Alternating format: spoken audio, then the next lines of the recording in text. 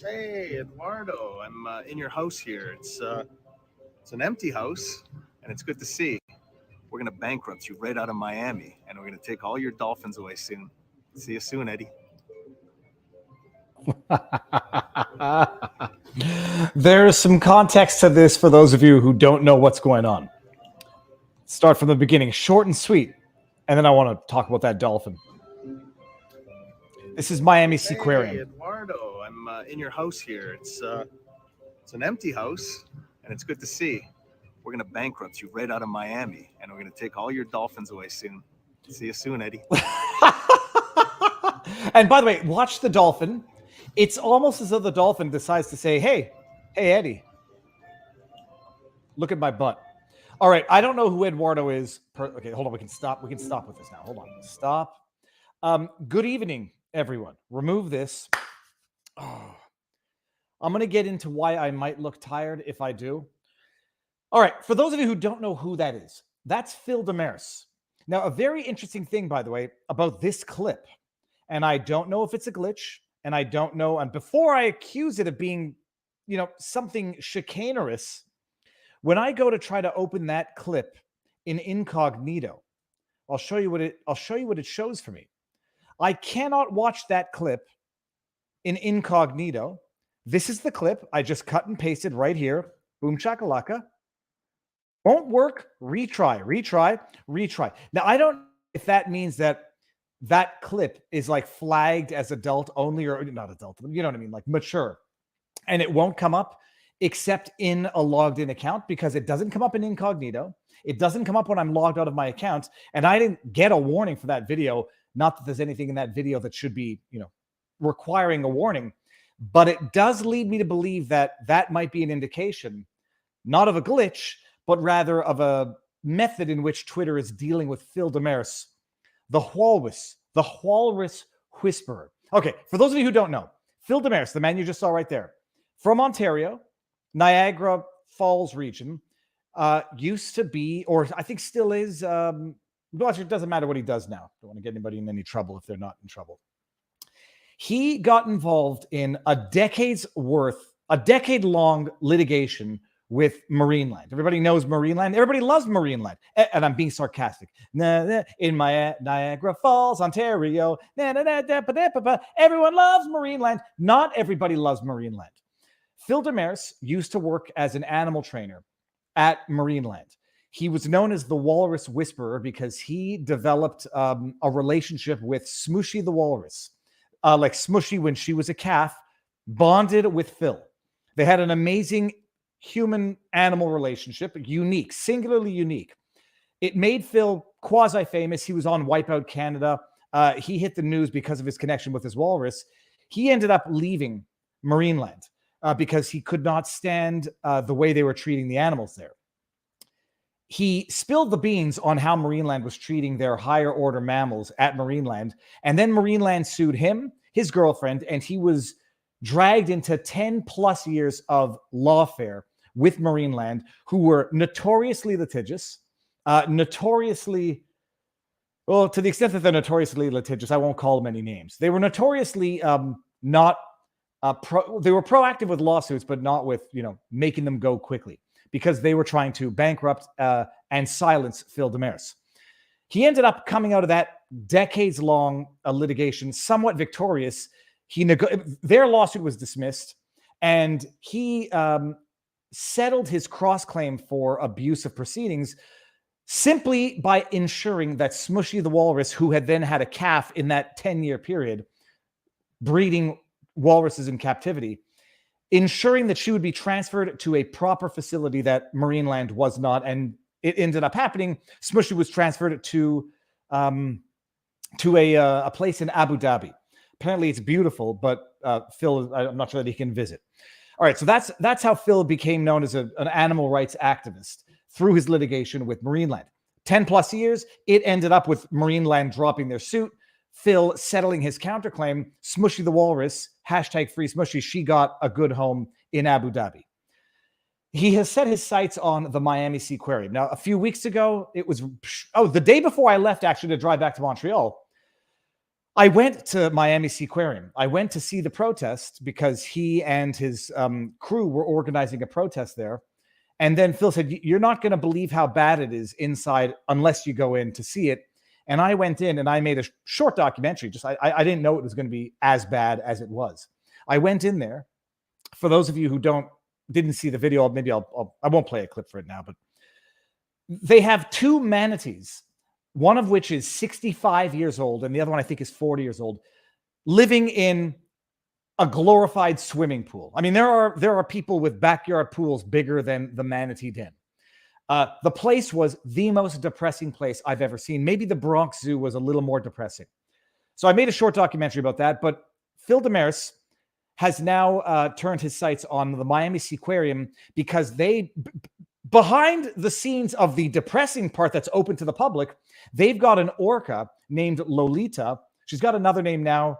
I forget what her other name is because Lolita has unfortunate connotations. There's an orca living in a stadium that's not accessible to the public day in and day out. I'll show a video, actually. I'll have to show a video of that. Hold on. I'll show you what the conditions for orca currently look like. This is his Twitter feed. This is what the orca is currently living in. He got this footage, or I don't know that he got it, actually. Somebody got it by drone, which is going to lead us into another legal aspect of all of this. This is a killer whale, Lolita. Did I say orca or killer whale? Killer whale. Maybe they're the same thing. I might be an idiot. Forget it. Living in this fish tank. She's been there for, I don't know, decades.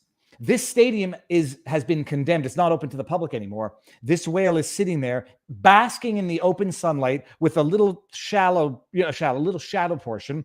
That is apparently that little fish there that you see is another type of dolphin. I forget what it is. That's intended to keep her company. I said, this is not a life for a gerbil, let alone a killer whale. Phil Damaris has turned his sights to Eddie, who owns the Miami Seaquarium, and wants to wage the righteous war against Eddie. Phil Damaris got served with a lawsuit a couple of weeks ago. When I was there the day of, there was a bailiff or a process server trying to serve Phil Damaris with papers. And he was no longer there. The process server couldn't find him. It looks like they might have found him because Phil tweeted about how he's been served. He's been served with a lawsuit, something like an injunction, a no trespass, and a cease and desist from flying drones over the facility to capture aerial footage, because God forbid the world should see what's going on at the Miami Seaquarium in a part that's not accessible to the public. So that's Phil Damaris. And he, as far as I understand, I mean, the whole joke is I don't think he's welcome on the property. And like a true gangsta with an A, he's in there in front of that dolphin pool. Hey, Eddie, I got into your place here. I'm going to bankrupt you. Get rid of that freaking whale. The hashtag is a free Lolita, but I forget what the name is. And that's it. That was the intro today. I was going to start with the video of me getting shocked by an electric fence at a wedding I was at yesterday. But in order to see that, you'll have to go and join our community at vivabarneslaw.locals.com. All right, people, good evening. When Barnes gets here, we're going to put another story from Canada on Mega Blast. And that is basically, the Supreme Court of the United States of America, SCOTUS, issued a bunch of rulings last week that caused a blue checkmark meltdown, a blue checkmark avalanche of hysteria and insanity. There's one case that recently occurred in Canada where our Supreme Court refused to hear the appeal of a woman who was taken off an organ donor list in Alberta because she refused to get the jibby jab. It's a death sentence. It's nothing shy of it. I had her on last week. We're going to put that story on massive blast tonight. We're going to go over the Supreme Court rulings in the United States. We're going to talk about RFK. So don't Google free Lolita. Anyone in the chat, remind me if you can Google it. Remind me what her name is, because Lolita was her original name, and then or it was with a name, and then they changed it to something else. So we've got an amazing show tonight, because I don't you know, I try to give people the benefit of the doubt. And these days, giving people the benefit of the doubt, the blue check mark MSM propagandists, is to think that they're stupid, because it would be better to be stupid than to be dishonest. And they cannot be so stupid. It's just impossible. They can only be dishonest. The descriptions of the lawsuits, the analysis, the summaries, the hyperbole, whipping up people into outrageous frenzies on the interwebs, it can't be the product of stupidity, because nobody's that stupid. And nobody ascended to that level of society by being that stupid. They ascend there by being dishonest, and I'll dare say this, maliciously so. Okay, what I was going to say now, standard disclaimers. These beautiful things that you see here, these highlighted, colored, they're like tips, like interweb tips. They're called super chats on YouTube, and they're called Rumble rants on Rumble. YouTube takes 30% of all of this. So $5 is a Rumble rant, is a super chat. YouTube takes $2 of that. Hope I did the math properly. If you want to support us, you can go over to Rumble. They have the things called Rumble rants. Rumble takes 20% ordinarily, but they're taking 0% for the rest of the year. And I'll try to get to as many of them as I can. What else was there? No medical advice, no legal advice, no election fortification advice. Let me read these and then let me do my sponsor, because you may have known this video said contains a paid promotion. Cheryl Gage, the Bud Light fiasco is a microcosm of America right now. Everyone is going to have to pick a side. I was going to start with the video of Barnes and I think it was over Christmas, like a year and a half ago, where I accused Barnes of drinking Bud Light. And I said, my goodness, if you're drinking Bud Light, it's going to like shatter the image that I had of you in my soul. Before the whole Dylan Mulvaney thing, I never liked Bud Light. I was always, even though I know it's like the true American beer, who the hell wants to drink beer that has no flavor? I understand the low calorie aspect of it. You want to drink a lot of it so that you can, always have something in your hand, not get too drunk. If I'm drinking beer, I want Duvel, like a 9.5 to 11.5% Belgium triple fermented beer. I would like to have Mozit, Unibrew, one of the Unibrew products when they were good. Or I just like a martini. All right, what do you got here? I'm Not Your Buddy Guy says, I am fully convinced leftism is a civilizational cancer. It metastasizes until it ends the host. Their core values are the 7 deadly sins. We weren't the first and we won't be the last. It is very interesting. It's an interesting observation. I'm Not Your Buddy Guy. It could certainly be said of socialism, because socialism is parasitism. Communism is parasitism. You squeeze the money, you squeeze the intellect until there is nothing left to be squoze, and then you move on to a new house once your society collapses. Venezuela, the Soviet Union. It's ideological, economical parasitism. And so there's, you're not way out in left field on that. DTQC Viva, since you're in the Eastern Townships, what's your favorite poutine place? I'm no longer in the townships now. Favorite poutine place? I don't know. I had Lazy Dog poutine on Saint Laurent. It was delicious. Just so long as the cheese curds are fresh and the gravy is hot and melts the cheese curds, can be anywhere. $10 says, this is from Ian. After some questionable search terms announced, the FBI has entered the chat.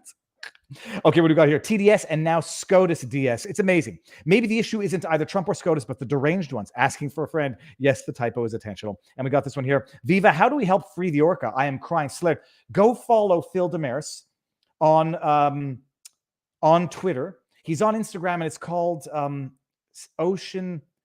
I forget what it's called. Go follow him on Twitter. Everybody, Phil Damaris. It's the Walrus Whisperer. One word, Walrus Whisperer. He's a great guy. Now, Barnes is in the backdrop. Before I bring him in, let me do one thing, because you may have noticed. This says this stream contains a paid promotion, which it does. We're switching it up tonight. I'm switching the Sunday night up from Field of Greens, which I love and use. Jen Yassel is getting the Sunday night stream tonight. And by the way, if I do I look tired? Let me see something here. Hold on a second. Where's my face? If I look tired, I'll tell you why I look tired afterwards. But if I look younger, hold on. Look at my face. If you don't see bags under my eyes, I've actually, as something of a what's the word I'm looking for? Not a gap. As a test, I've actually started using that retinol stuff under the bags under my eyes because I felt tired. I want to see if it actually makes a difference. And if you notice a difference, it is because of this Genucel. Now, Genucel, look, I'm not very much into skincare. I'm not much into anything except maybe, hair care. But some people are. You got to wear suntan lotion, they say, to protect your skin from the sun, the aging effects of the sun, yada, yada, yada. Genucel, as skincare products, it's not just that they work. They work to the degree that the founder of this company, an Egyptian pharmacist, came to America, started his pharmacy, made his own proprietary blends of skincare products, gave them out to his customers, and they said, the weekend comes around and then they come back on Monday. They say, that stuff works so well, make more of it for me. And that's how the company got started. They employ something like 50 some odd people. I think they're in, I want to say New Jersey or New York, but it's made in America. They are the sponsors of the New Jersey Devils. People vouch by their skincare products. They got the retinol skin firming one. And it's a product that literally sold itself and built its own business. That's how well it works. So go to genucel.com. You put in promo code VIVA. You'll get 70% off the most popular package. And that's it. If you're into that and you want to look young and you want to take care of your skin, that's how you do it. I will continue to be stubborn, but I might try new things. Just, there's nothing wrong with looking young, but I'm not going to dye my hair. I'm not going to dye my beard. Natural and pure, like the day I was born. Naked, kicking, screaming, and slimy and wet. All right. With that said, Barnes is in the backdrop. Barnes, I'm bringing you in 3, 2, 1. Sir, how goes the battle? Good. Robert, have you ever been shocked by an electric fence? No. So for everybody, you go to locals. We were at a wedding in the Eastern Townships. It was on a farm, and they had these lamb, and there was it looked like an electric fence, but I didn't know that it was on. And my kid says, "Can I touch it?" I said, "You can touch it. I think it's an electric fence." He touched it, Robert. I saw the spark, and it's like getting kicked in your nervous system. And he stops, and he was about to cry, and then he started laughing. And then I felt morally required to actually touch the same fence, so I tried some science. I'm not doing it again. He took it better than I did. It did not feel good. Robert, do you have a book? You do have a new book over the back of your shoulder. Yeah, that's a biography of Abraham Lincoln written in 1888. Has a long, has some of his legal briefs from his legal days in it, stuff like that, which is cool. And it references a book that will come up in the affirmative action case discussion tonight. A great book called Lincoln at Gettysburg by Gary Wills. That might be our book of the month that we review at vivabarneslaw.locals.com because it's about the American Revolution finally expressing its full, complete meaning through the 14th Amendment and establishing equality for all, and that all men are, in fact and indeed, born free. And that the speech at Gettysburg is part of what is indirectly referenced by Justice Thomas in his concurrence as to an originalist understanding of the colorblind Constitution that we'll be discussing later. Yeah, it's going to be a saucy episode tonight because, some of the takes on some of those decisions were amazing. And you have to remind me of Ben Shapiro's. It's like a burn that you lick your finger and you go, tss, and it was a legit burn on the Ketanji Brown Jackson dissent in that. Robert, you want to highlight our topics, and we'll start with the first on the list? Yeah, so the first announcement off the top, on Wednesday, I will be discussing the social, political, and cultural impact of the affirmative action decision with Michael Malice on his show. And on Wednesday, going to be doing a special edition show with the Duran, almost like a hush-hush style, where we explore the alternative explanations for the Russian coup and kind of do it like if you were in an intel briefing back room trying to deconstruct what may have happened. Look at the 4 prominent alternative theories being promoted, the evidence in favor of them, the arguments against them, the repercussions and ramifications if a particular interpretation is the accurate one. So that'll be fun. We'll do that live on Wednesday with the Duran. On Friday, I discussed some of the affirmative action social political impact with America's Untold Stories, Eric Hunley and Mark Robert. You can see that there. And then on top of that, discuss the economic impact and the impact on the sort of political policy with George Gammon on his show, Rebel Capitalist Live. So we'll be discussing the legal constitutional impact here. But so yeah, just upfront announcement. For those that wondered, I did plan on being on vacation this week, but plans changed, so we're doing the show. Anyhow, plan vacation will be delayed till August.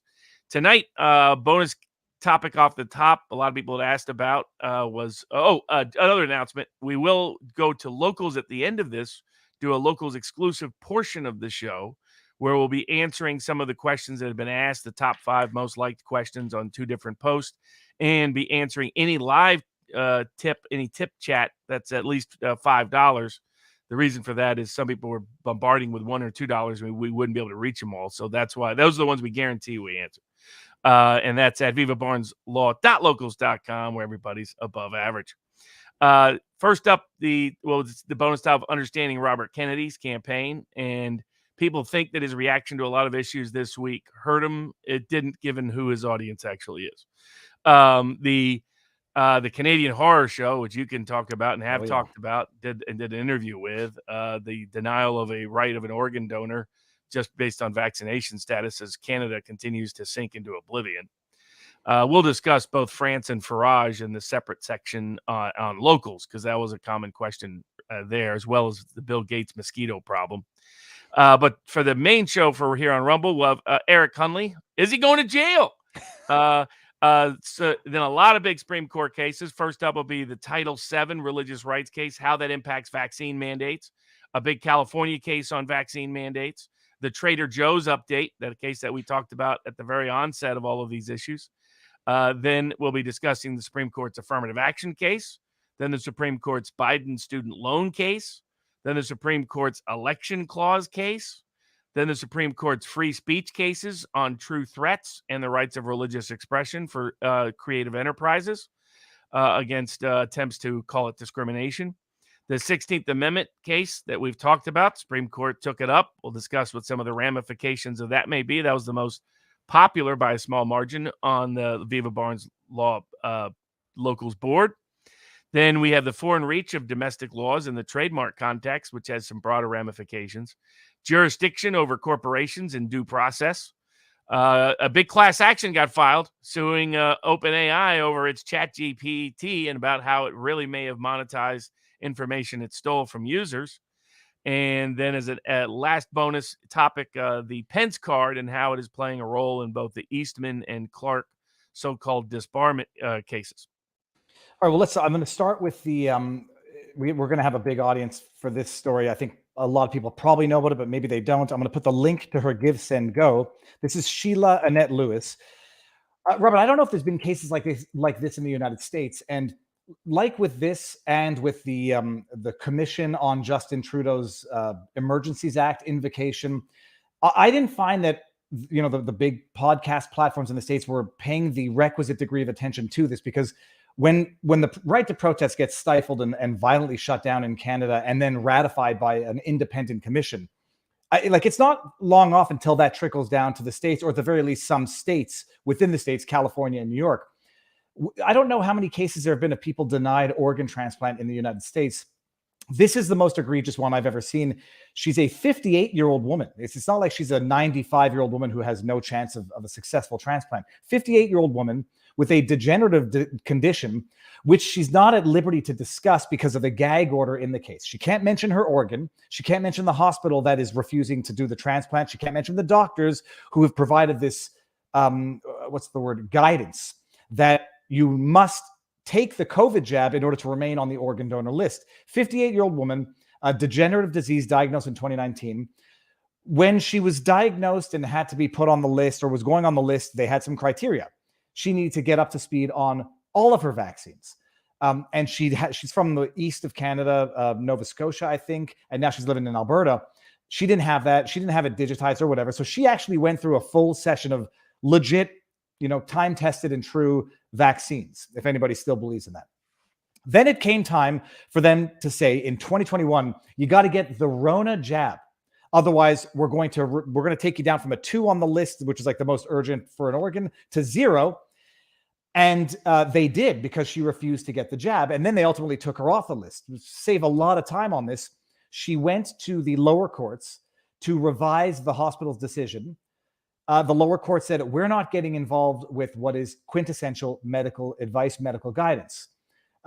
Doctors say they think in their expert advice, you need to do this. This is part of the program. If you don't want to do it, you're free to die. Court of Appeal comes in and says, same decision, basically. It's not a charter violation because it's not a government guideline to impose this requirement. And so it's not as though these doctors are abiding by government guidelines. It's their own professional medical opinion. And they say it's not a charter violation. We defer, we ratify or we reaffirm the lower court's decision. But even if it were a charter right at issue, it's your decision. It's not a charter violation. I guess you don't have a right to life in Canada. You have the right to do what they say you need to do in order to get the right to life. Supreme Court says we're not hearing the case, thus sealing her judicial death sentence. And now she's got to raise about $1 million within the week since the story. I think her give, send, go has gone from 70,000 to 110,000. So she can now do preliminary tests in Texas that don't have this requirement. And then the procedure, if she's approved, is going to cost upwards of $1 million Canadian. And I try to steelman it, Robert. I understand how the doctors can say, this is, we're not going to give a liver transplant to a raging alcoholic. We're not going to give a lung transplant to a smoker. If you don't want to abide by the logical, scientifically tested guidelines, we can't put you on the list because there's other people who are going to be better off in terms of receiving and tolerating that organ. And so that's the steelman. I've been putting a lot of pressure on the Premier of Alberta because I know that she follows me on Twitter, and I'm not calling her names, I'm calling her out, that if she remains silent while one of her citizens is allowed to die, that's a very big problem, especially coming from, this is Danielle Smith, who's the recently elected Premier of Alberta, especially since she was recently the one who said there has been no group more discriminated against in recent memory than the unvaccinated. If she remains silent and lets one of her citizens die, that's a very big problem. That's the steelman. And so, Robert, I mean, what are your thoughts on this? Have you heard of anything like this out of the States? And is this one of those cases where we're walking the line between doctors have to have independence, but they can't have independence to do absolutely outrageous things? And do we want politicians saying, doctors, we as politicians are going to override your medical expert opinion? It has come up in the U.S., but to my knowledge, hasn't reached a litigation stage. And I'm not sure if anyone was finally denied because I think they were going through appeals processes and the rest. Do you have medical malpractice laws in California and Canada? We do, and that is the next venue that she's taking right now. So she's lost on the charter application. Supreme Court said we're not even taking it. Now they're going after a medical malpractice lawsuit. But Robert, what faith would I have in that lawsuit succeeding if the courts, the lower Court of Appeals and Supreme Court, have deferred effectively to the guidance? It's medical opinion par excellence. We're not getting involved. I wouldn't see the courts getting involved. I mean, I guess they could adjudicate or adduce evidence that would show that it's actually totally frivolous malpractice. Her lawyer said it, Robert. I mean, it makes total sense. I forgot to mention, she also has natural immunity, robust natural immunity. Her T cells, whatever it is, are very high. Robust natural immunity, where her doctor said there's strictly no benefit to imposing this. There is only risk. So that's that. We do have it. It's not worth what it is in the United States by any means in Canada, but that's her next and last venue other than raising the money to do it herself. Yeah, I mean, I think medical malpractice may be the only avenue available in Canada under these existing circumstances. The only other question is whether or not some degree of Nuremberg or international human rights may be applicable, somehow enforceable in Canadian law, but I don't know what the status of that is. Yeah, that's it. I mean, I'm going to follow it. I'm just sending this. Tag everybody when you send the Give, Send, Go, because unfortunately, to raise $1 million, the Give, Send, Go has to go quasi-viral. It takes more than a bunch of motivated individuals who are within the community. So the story's outrageous. I've been DMing it to everyone that I have a direct contact with in the States because I think America needs to be looking at this because this will trickle down. It's not a question. Once the precedent has been set and tolerated in a Western democracy, it will spread. It will metastasize like a cancer, proverbially speaking. Robert, do we head over to Rumble now? Yeah. Let's do it. Okay, everybody, I'm going to share the link one more time for those who are new. What we do is we start on YouTube and Rumble. We end on YouTube, go to Rumble exclusively with locals in the backdrop, vivabarneslaw.locals.com. Then we have a little after party at vivabarneslaw.locals.com, ending on YouTube. Now come on over to Rumble, people. There should be 2,789 people